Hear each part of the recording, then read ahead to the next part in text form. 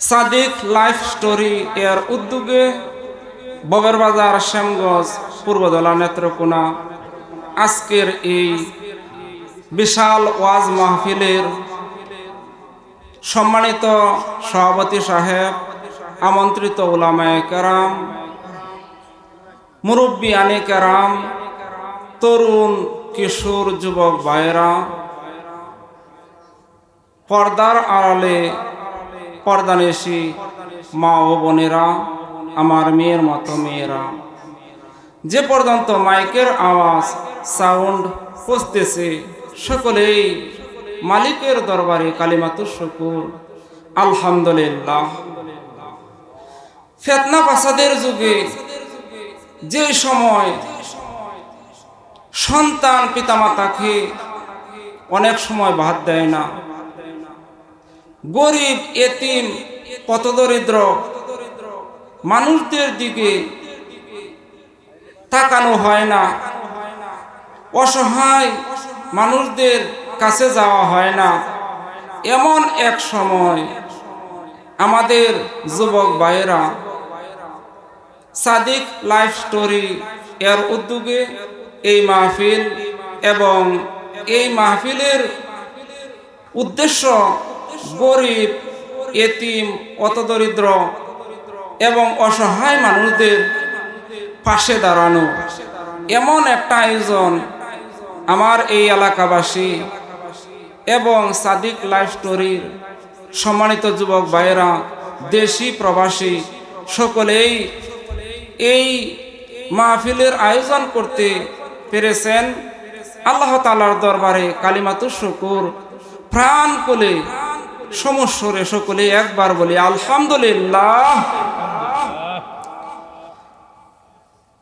এক মহিলা, অত্যন্ত নির্দয় মহিলা, ওনার একটা বিড়াল ছানা ছিল। এই বিড়াল ছানাকে গড়ে আবদ্ধ করিয়া আটকায়া জিনজির দ্বারা বেঁধে উনি আত্মীয় বাড়িতে চলে গিয়েছিলেন। এই বিড়াল ছানাটি নাকি মরে গেল।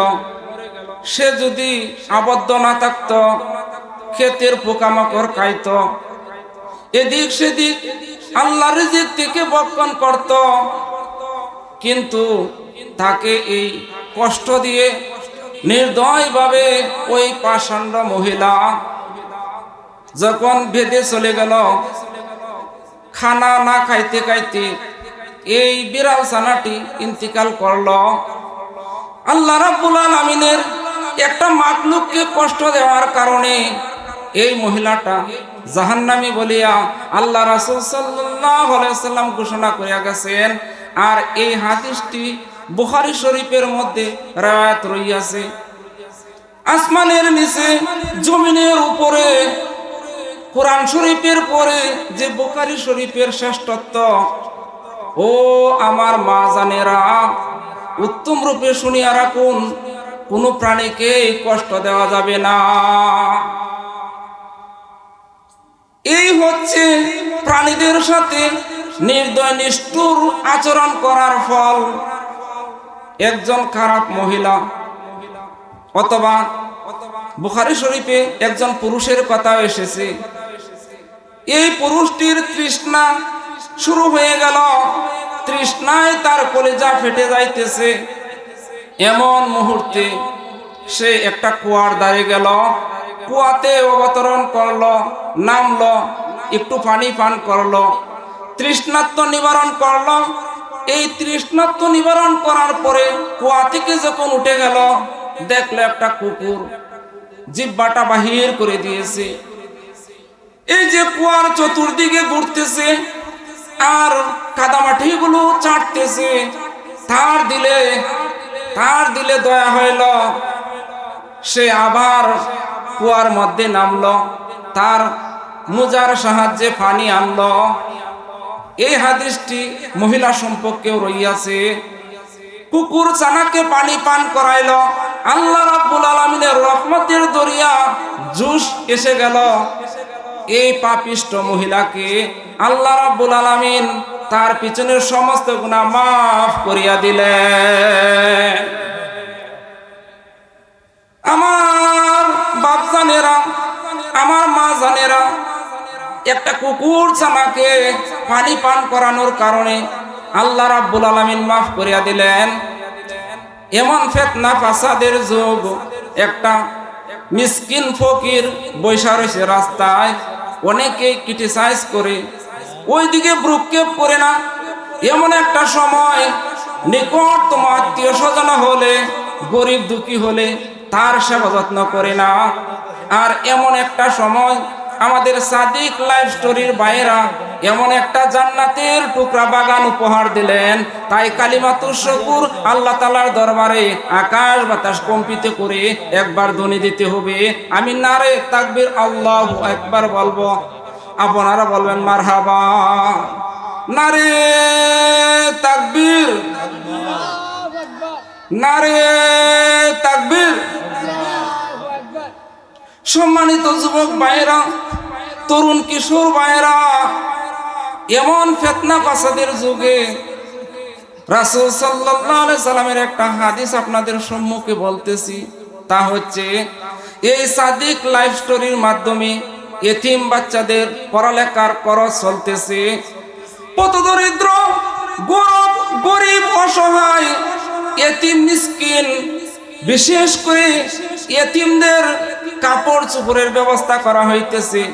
এতে ফায়দা কি হবে? আল্লাহ রাসূল সাল্লাল্লাহু আলাইহি ওয়াসাল্লাম বলেন, আমার দিকে লক্ষ্য করেন, এতিমের মাথা যদি আপনি সুনজরে আল্লাহর মহব্বতে যদি হাতটা রাখেন, এই হাতের নিচে যতগুলো চুল পড়বে আল্লাহ রাব্বুল আলামিন তত নেকি দান করে দিবেন। আমার মা জানেরা,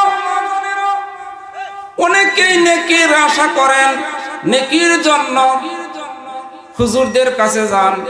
আপনার পাশে যদি এতিম বাচ্চা থাকে, যদি হাত বুলিয়ে দেন, এই হাতের নিচে মাথার যতগুলো চুল পড়বে আল্লাহ রাব্বুল আলামিন তত নেকি দান করবেন।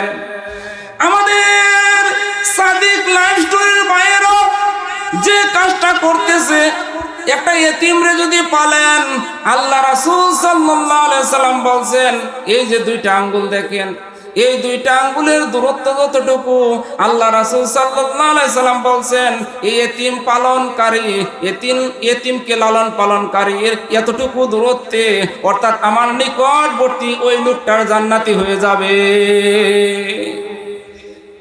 এই যে আমাদের তাফসীর ভাই এই কাজটা শুরু করেছেন, আপনারা খুশি না বেজার বলুন? ও আমার বাবা, ও মা জানেরা, এত খুশি হয়েছি, অন্তরটা আল্লাহ রাব্বুল আলামিন খুশিতে ভরপুর করে দিয়েছেন।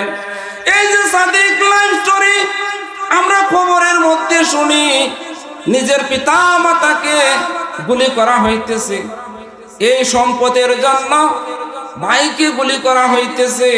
আর আমাদের আকাশচুম্বী ভাইরা পথদরিদ্র এতিম অসহায়দের হাত পার মধ্যে হাত বুলিয়ে দিতেছে, মাথার মধ্যে হাত বুলিয়ে দিতেছে, কাপড় দিতেছেন, বস্ত্র দিতেছেন। এই যে একটা ঈদ গেল, গোশতের বাবা কি মজা! অনেকেই প্রত্যেক সপ্তাহে গোশত খাইতেছেন।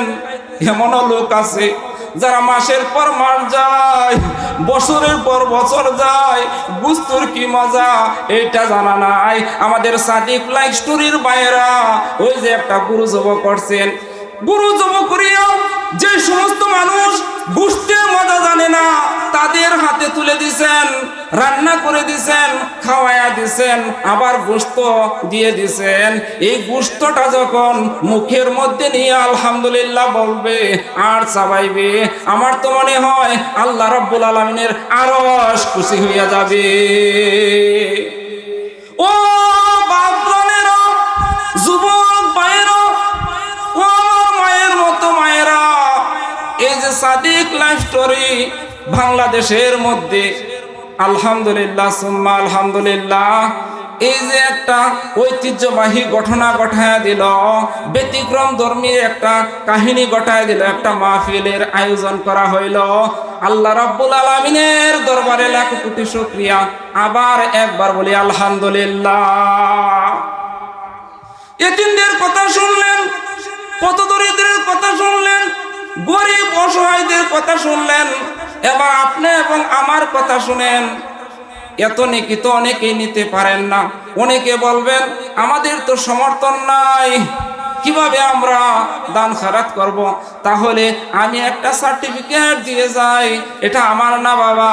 আল্লাহ রাসূল সাল্লাল্লাহু আলাইহি সাল্লাম বলেন, ও বাপজানেরা, যাদের আব্বা আম্মা জীবিত আছে শুনিয়া রাখুন, তারা যদি সুনজরে একবার মার দিকে তাকান, আল্লাহ রাসূল সাল্লাল্লাহু আলাইহি সাল্লাম বলছেন একটা কবুলি হজের সওয়াব আপনাকে দান করবে।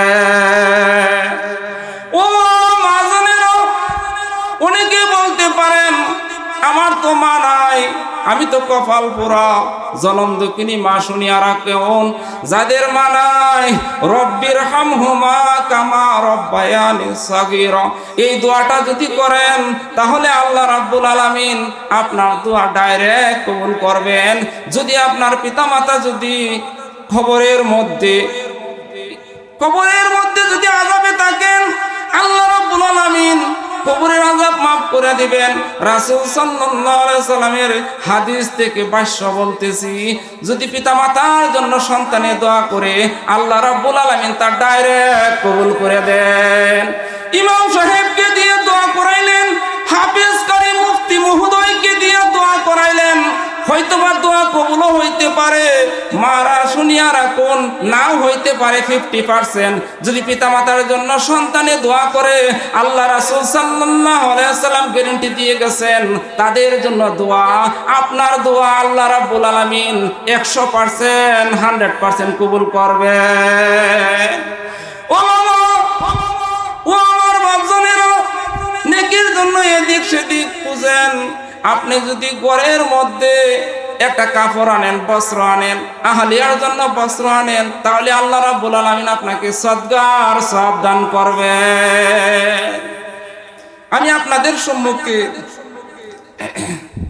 যে আয়াতখানা কয়েকখানা আয়াত তেলাওয়াত করেছি এবং রাসূল সাল্লাল্লাহু আলাইহি সাল্লামের হাদিস থেকে একটা হাদিস তেলাওয়াত করেছি, এ সম্পর্কে প্রথমেই ছোট্ট হাদিসখানার অর্থ আপনাদের সম্মুখে বলতেছি। আল্লাহ রাসূল সাল্লাল্লাহু আলাইহি সাল্লাম বলছেন, কুল আমানতু বিল্লাহি সুম্মা ইসতাকিম, বলেন সুবহানাল্লাহ। একজন রাসূল সাল্লাল্লাহু আলাইহি সাল্লামের সাহাবা আয়েশা বলতেছে, ও নবীজি, ওগো আল্লাহ রাসূল, আমি উম্মি মানুষ, আমি গ্রামের মানুষ, এত লম্বা হাদিস আমি মনে রাখতে পারি না, এত লম্বা ওয়াজ আমি মনে রাখতে পারি না, ছোট্ট একটা হাদিস আমাকে বলিয়া দিন, যার উপর আমল করিলে আমি জান্নাত পাব। আল্লাহ রাসূল বলেন, তুমি বলো তুমি আল্লাহর উপর ঈমান আনো এবং এর উপর তুমি অটল থাকো, এর উপরে তুমি খাড়া থাকো। যদি আল্লাহর উপর ঈমান আনার উপরে এটা ধরে রাখতে পারেন, তাহলে বাবা কি হবে? এই যে ঈমান এমন একটা দৌলত, এর মতো দৌলত আর পৃথিবীতে নাই। সব থেকে দামি বস্তু হচ্ছে ঈমান। আর সব থেকে বেদামি কি বলুন? যার শরীরটা, আমাদের শরীরটার জন্য এত মায়া, এত মহব্বত, যে শরীরকে সুস্থ রাখার জন্য চুরি বাটপারি কত কিছু করতেছি, এটা যখন প্রাণবায়ু বাহির হইয়া যাবে, এটা হবে সব থেকে তখন জনগণের কাছে এটা হলো নিকৃষ্ট হয়ে যাবে, বেদামি হয়ে যাবে। বলতেছিলাম যে দেহটার জন্য এত মায়া, যখন প্রাণবায়ু বাহির হয়ে যাবে বাবা, যদি 10 তলার উপরেও থাকে, তাহলে সাথে সাথে নিচে নামায়া দিবে। ও আমার মাজানেরা, আমার বাবাদেরকে, ভাইদেরকে, যুবক ভাইদেরকে এই মাহফিলে পাঠায়া দেন। গতকাল মাহফিল ছিল না, আজকে আছে, আবার আগামীকাল থাকবে না। এমন একদিন হবে, এমন একদিন আসতেছে, চাইবেন, ইচ্ছা হবে, বারবার চেষ্টাও করবেন, কিন্তু বার্ধক্যের জন্য আসতে পারবেন না, এমনকি ঘর থেকে বাহিরও হতে পারবেন না। যখন বিছনার মধ্যে শুয়ে থাকবেন, এখন যদি আপনি আসেন তাহলে ওই দিন বেডের মধ্যে শুয়ে আফসোস করবেন। আল্লাহ রাব্বুল আলামিন আপনাকে যে এই মাহফিলের সওয়াব দান করে দিবেন। যারা এখন মসজিদে যান, একদিন মসজিদে যেতে পারবেন না, বিছনার মধ্যে শুয়ে থাকবেন, কিন্তু বাবা আফসোস করবেন। যারা এখন যান, সুস্থ অবস্থা যদি এই জীবনটার কাজে লাগিয়ে দেন তাহলে ওই দিন আপনার কাজে লাগবে। এবং কি আল্লাহ রাব্বুল আলামিনের ফেরেশতাদেরকে বলবেন, ও আমার মালায়েকা, সম্মানিত ফেরেশতারা গো, প্রত্যেক দিন ওই লোকটা আসতো, এই বসির মিয়া সলিমুদ্দিন তো আজকে আসতেছে না। কারণ কি আল্লাহ রাব্বুল আলামিন বার্ধক্যে উপনীত হয়ে গেছে, অসুস্থর কারণে আসতে পারে না। আল্লাহ রাব্বুল আলামিন বলবেন, যদি সুস্থ অবস্থা থাকতো তখন ফেরেশতারা বলবে, আল্লাহ সুস্থ অবস্থা যদি হতো তাহলে অবশ্যই সে মাহফিলে আসতো, ওই রকম ভাবে জামাতে শরীক হতো। আল্লাহ রাব্বুল আলামিন বলবেন, তাদেরকে নামাজের সওয়াব দিয়ে দাও, জামাতের নামাজের সওয়াব দিয়ে দাও। আমার বাবারা, ও আমার মা জানেরা, উত্তম রূপে শুনিয়া রাখুন। মূল বিষয়বস্তু আজকে গেলাম না, যে আয়াতগুলো পড়েছিলাম এবং যে হাদিস কানা পড়েছিলাম, ইনশাআল্লাহ আমা তাওফিক ইল্লা বিল্লাহ, আল্লাহ যদি তৌফিক দান করেন এই সূরা বুরুজের এই ব্যাখ্যাটুকু আপনাদের সম্মুখে তুলে ধরব। যেহেতু আমি এলাকার সন্তান, মাহফিল সম্পর্কে আরো একটা কথা বললেন। মুসলিম শরীফের হাদিস, যে হাদিসটুকু আল্লাহ রাসূল সাল্লাল্লাহু আলাইহি ওয়াসাল্লাম বলেন, হাসরের ময়দানে, যা হাদিসে কুদসিতেও উল্লেখ রয়েছে, আল্লাহ বলবেন,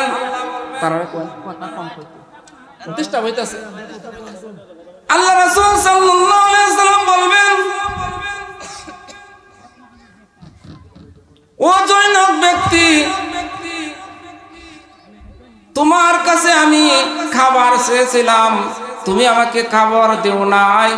আমি তোমার কাছে আমি তৃষ্ণার্ত ছিলাম, আমাকে তুমি পানি পান করাও নাই। আমি অসুস্থ ছিলাম, আমাকে দেখতেও যাও নাই, আমার সেবা যত্নও করো নাই। আল্লাহ রাসূল সাল্লাল্লাহু আলাইহি ওয়াসাল্লামের পবিত্র জবান থেকে হাদিসটি শোনাইতেছি, এদিকে লক্ষ্য করেন, সুন্দর করে শুনেন, দিলের কানে শুনিয়া নেন। আল্লাহ রাসূল বলেন, এরকম ভাবে যখন আল্লাহ রাব্বুল আলামিন হাসরের মাঠে বলবে, বান্দারা বলবে, ওগো আল্লাহ রাব্বুল আলামিন, তুমি তো এইগুলো থেকে পবিত্র, তুমি তো আমাদের মালিক, তুমি তো রব, তোমার তো খানা পিনা লাগে না। বলেন সুবহানাল্লাহ। আল্লাহ বলবেন, তোমার পাশেই একজন তৃষ্ণার্ত ছিল, চোখে দেখেছ, কিন্তু তাকে পানি পান করাও নাই। তাকে যদি পানি পান করাইতে আজকে আমার থেকে বদলা নিতে আমাকে পাইতে। আমি অসুস্থ ছিলাম, মানে হচ্ছে তোমার প্রতিবেশী একজন অসুস্থ ছিল, তাকে সেবা যত্ন করো নাও, তাকে দেখো নাই। যদি তার কাছে যাইতা, যদি সেবা যত্ন করতা, তাহলে আজকে আমার থেকে বদলা নিতা। তোমার পাশে একজন অসুস্থ ছিল, তৃষ্ণার্ত ছিল, খাবারের জন্য আয়োজন করলা, কত খাবার কুকুর বিড়ালে খাইলো। পাশে একটা গরিব মহিলা ছিল, বৃদ্ধ মহিলা ছিল, বিধবা মহিলা ছিল, তাকে তুমি খাওয়াও নাই। তাকে যদি খাবার দিতা তাহলে আমার থেকে আজকে বদলা নিতা। আমাদের সাদিক লাইফ স্টোরি ভাইরা আলহামদুলিল্লাহ গরিবদেরকে খানা পিনার ব্যবস্থা করতেছেন, মা বোনদেরকে, অসহায়দেরকে কাপড় দিতেছেন, এতিম পথদরিদ্র বাচ্চাদেরকে শীতের কাপড় দিতেছেন এবং নগদ দিবেন। এমন রইয়াছে বাবা, যদি পাশে একজন যুবক তাকে শুনিয়া নেন সুন্দর করিয়া, যিনি হুইল চেয়ার ছাড়া চলাফেরা করতে পারে না, গরিব মানুষগুলো একদিন দুই দিন পরবর্তীতে নাক ধরে ধরে চলে, এই লোকগুলোকে হুইল চেয়ারের ব্যবস্থা করে দিচ্ছেন। সকলে বলেন মারহাবা। এমন বাবা শোনা যায় যে চাঁদ মুখ করিয়া মা বাবা এত বড় করলো, এরকম ভাবে সন্তানরে গড়িয়া তুললো। আজকে এই সন্তান অনেকে ঢাকা চলিয়া যায় আর মাতা পিতাকে দেখে না। আমাদের ভাইয়েরা তাদের ভরণ পোষণেরও ব্যবস্থা করতেছেন, বলেন আলহামদুলিল্লাহ। সবটুকু তো সম্ভব না, যতটুকু পারা যায়। এই যে আমাদের এলাকার মধ্যে এই ফুল ফুটলো, আমি দোয়া করি আল্লাহ রাব্বুল আলামিন এই ফুলের সুঘ্রাণ সারা পৃথিবীতে ছড়ায় দেব, বলেন আমিন। এই যে মাহফিলটা আয়োজন করা হইয়াছে, আপনারা খুশি না বেজার? তবে একটা কথা রইয়াছে, ভালো কাজে কিন্তু বাধা রইয়াছে। এটা আমার কথা না, মুরব্বিদের কথা। আল্লাহ রাসূল সাল্লাল্লাহু আলাইহি সাল্লাম যখন মক্কা মুনাওয়ারা 13 বছর ছিলেন, ওইখানে কত বাধা। ইসলামের কাজগুলোতে বাধা আসবে, আমাদেরকে পিছপা হলে হবে না। আর যারা বাধা দিবেন তারা, অর্থাৎ যারা আর চোখে তাকান, একটু বার লক্ষ্য করেন। কতদিন হেতিমের মাথা হাত বুলিয়ে দিয়েছেন, কয়টা বিধবা মা বোনদেরকে কাপড় দিয়েছেন, গরিব অসহায় এতিম পথদরিদ্র বাচ্চাদের কতটুকু আদর যত্ন করতেছি। যারা করতেছে, যারা করবে তাদেরকে সহযোগিতা করি, তাদেরকে একটু হেল্প করি, হয়তোবা তার মাধ্যমে আল্লাহ রাব্বুল আলামিন ভালো কিছু রাখবেন, বলেন মারহাবা। আমি আপনাদের সন্তানের মতো যে আয়াতটুকু পড়েছিলাম এবং যে হাদিসটুকু তেলাওয়াত করেছি, আল্লাহ রাব্বুল আলামিনের দরবারে দোয়া করি যেন আপনাদের সম্মুখে আবার কোনোদিন আল্লাহ রাব্বুল আলামিন এই বিষয়ে কথা বলার তৌফিক দান করেন। এর আগে একটা কথা বলি আনি, সূরা বুরুজের তাফসীর ইনশাআল্লাহ অন্যদিন শোনাবো, যেহেতু আমি এই এলাকা। হাদিসটুকু যে বললাম আপনাদের সম্মুখে, তা হচ্ছে ঈমান আনো, তুমি বলো আল্লাহ রাব্বুল আলামিন এক, তুমি ঈমান আনো আল্লাহর প্রতি, এবং তুমি আল্লাহর প্রতি ঈমান আনার পরে তুমি অটল থাকো, তুমি মজবুত থাকো, তুমি দাঁড়ায় থাকো। যদি দাঁড়ায় থাকতে পারো তাহলে কি হবে? আল্লাহ কোরআনে বলেন, ওয়া আম্মা মান খাফা মাকামা রাব্বিহি ওয়া নাহান নাফসা আনিল হাওয়া ফাইন্নাল জান্নাতা হিয়াল মাআওয়া। আল্লাহর সম্মুখে দণ্ডায়মান হইতে হবে, এতটুকু যদি ভয় রাখেন, আল্লাহ রাব্বুল আলামিন, ও আমার বাজানেরা, ও মা জানেরা, শুনিয়া রাখুন, আল্লাহ রাব্বুল আলামিন আপনাকে এই দুনিয়াতে জান্নাতি মানুষ হিসাবে যে স্বীকৃতি দিয়া আল্লাহ রাব্বুল আলামিন মৃত্যু দান করবে। সর্বাবস্থা আল্লাহ রাব্বুল আলামিনের কথাগুলো স্মরণ রাখবেন, আল্লাহরে ভয় রাখবেন। তবে ঈমান আনার পরে কিছু কাজ করতে হবে। আল্লাহ রাব্বুল আলামিন আপনাকে পরীক্ষা করবেন। কেন পরীক্ষা করবেন? ঈমান একটা মূল্যবান সম্পদ। এটা যখন আপনার ভিতরে আইসা যাবে, তখন ইহুদি নাসারা বৌদ্ধ খ্রিস্টান এমনকি পার্শ্ববর্তী সবাই এটা হরণ করতে নিতে চেষ্টা করবে। বেঈমান, মুনাফিক, মুশরিক এরা তো আছেই, মুসলমান নামদারি, তারাও চেষ্টা করবে। আপনাকে মজবুত থাকতে হবে। ঈমানটা কত দৌলত। এই যে আপনাদের কালডুয়ারি গ্রামে, এই কালডুয়ারি গ্রামে একজনের জানা আছে, ধরুন এক ব্যক্তির একটা পরশ পাথর রইয়াছে। এমন পরশ পাথর, এমন দামি পাথর, স্বর্ণের টুকরা, একটা হীরা ধরুন, এমন এটার দাম আমাদের নেত্রকোনা সব অঞ্চল ক্রয় করা যাবে। ওই লোকটার জন্য দুনিয়াতে বাস করা, চলাফেরা করা সহজ হবে না কঠিন হবে? অত্যন্ত কঠিন হবে। এই যে একটা হীরার টুকরো, মূল্যবান সম্পদ নয় বাবা। এই পৃথিবী থেকে আরো বেশি দামি এই ঈমানটা। কেমন দামি? যদি শুধু ঈমানটা নিয়ে যাইতে পারেন, আল্লাহ রাব্বুল আলামিন এই দুনিয়ার মতো 10 দুনিয়া আপনাকে দান করবেন। জান্নাতে 10টা দুনিয়ার মতো একটা জান্নাত দান করবেন। কত বড় দামি! আর এই ঈমানটা আনার পরে আল্লাহ রাব্বুল আলামিন আপনাকে বিভিন্নভাবে পরীক্ষা করবেন। যেমন আল্লাহ কোরআনে বলেন ওয়ালা নাবলুওয়ান্নাকুম বিশাইইম মিনাল খাউফি ওয়াল জু'i ওয়া নাকসিম মিনাল আমওয়ালি ওয়াল আনফুসি ওয়াস সামারাত ওয়া বাশশিরিস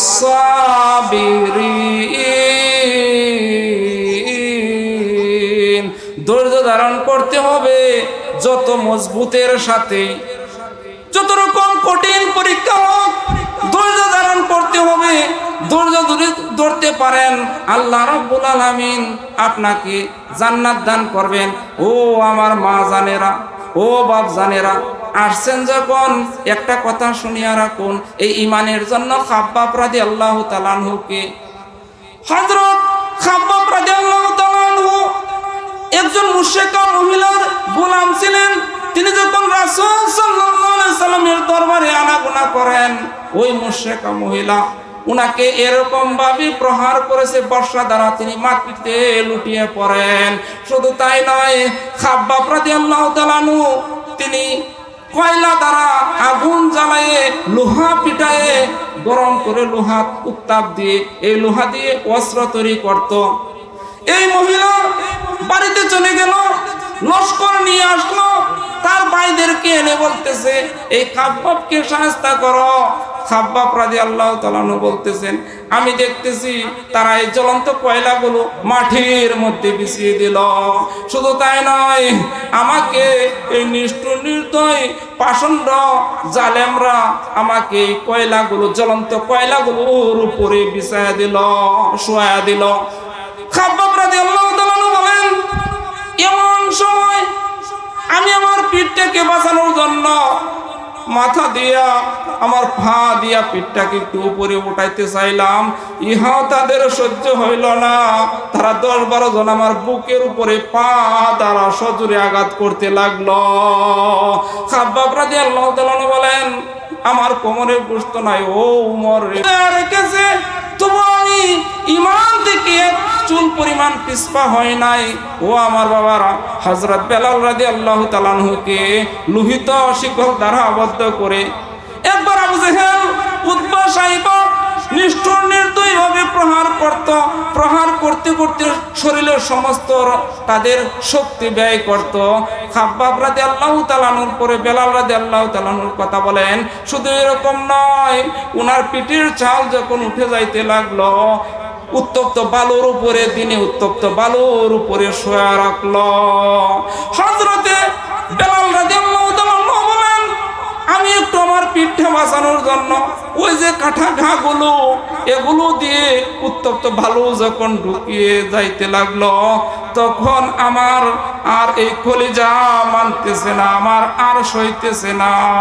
আমি আমার পিঠটা যখন বাঁচানোর জন্য একটু পিঠটা উপরে উঠাইতে লাগলাম, উমাইয়া তো এটাও সহ্য হইল না, বিশাল মস্ত বড় একটা পাথর এনে আমার বুকের উপরে চাপায়া দিল। আমি আর সহ্য করতে পারলাম না, আমি আমার জবান থেকে আহাদ আহাদ আহাদ উচ্চারণ করতে লাগলাম। হযরত বেলাল রাদিয়াল্লাহু তাআলা আনহুর মা বলেন, ও আমার সন্তান, কলিজার টুকরো সন্তান রে, যখন তোমাকে এত নিষ্ঠুর নির্দয়ভাবে পাষণ্ড জালেমরা অত্যাচার করত, কাফের বেঈমান মুনাফিক মুশরিকরা অত্যাচার করত, তুমি যদি একটু আস্তে বলতা তাহলেই তো হতো।